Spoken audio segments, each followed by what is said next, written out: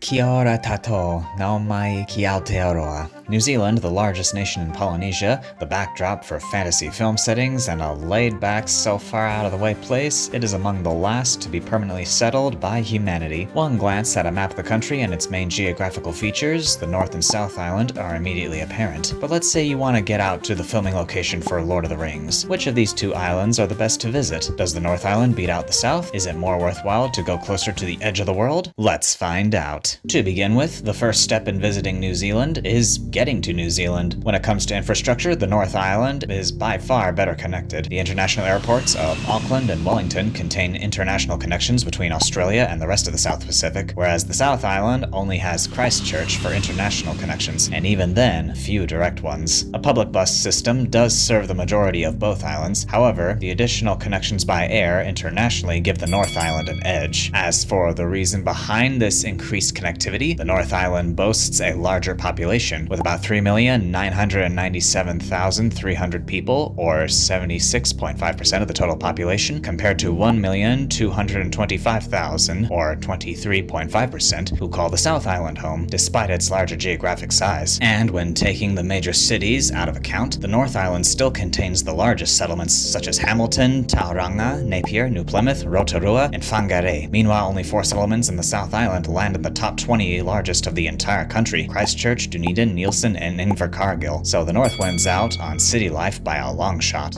And speaking of people and where they live, the indigenous people of New Zealand, the Maori, are a prominent part of the national psyche of Aotearoa. Maori culture and sites of historical significance are found throughout the country, but not surprisingly, given the trend of population concentration, most of these are located in the North Island. Even the name of the North Island, Te Ika a Maui, is a reference to the story of Maui catching a fish that was chomped by his brothers, becoming the North Island. The signing ground for the Treaty of Waitangi is located in the Northland region of the North Island, and Rotorua, having the largest portion of Maori in New Zealand, is notable for its cultural tourism. And while the South Island does have significance to the Maori, there have historically been by far and away more iwi in the North Island, and as a result, the North Island is an easier place to come across Maori culture and history. But what about the outdoors? Both the North and South offer a plethora of natural attractions to choose from. The North, despite being more developed, houses the replicas of Hobbiton, the hot springs of Rotorua, the largest lake in the country, Lake Taupo, and the last remaining kauri trees. However, the South Island hosts outdoor wonders such as Milford Sound, the glaciers of Fox and Franz Josef, the lakes of Te Anau, Wakatipu, and Wanaka, as well as the Banks Peninsula. The South Island is also home to the largest patches of original forest that dominated the landscape prior to the arrival of Europeans. The lower development and smaller population overall make the South Island the better option for outdoor activities. And on the note of things found outdoors, the wildlife of New Zealand is worth touching upon. While many species of birds endemic to New Zealand are found on both islands, such as the kaka, fuio, saddlebacks, weka, and tui, some are only found on one island versus another. Relatives of the kaka, keas, are the world's only alpine parrot, found only in the southern Alps of the South Island. While kiwis are found on both islands, different species inhabit different areas of different islands, with 4 species of these nocturnal birds living in the South Island and 2 in the North. And while historically, the South Island takahe, once thought to be extinct until its rediscovery in 1948, roamed the South Island, it has since been introduced to predator-free sanctuaries around the North Island.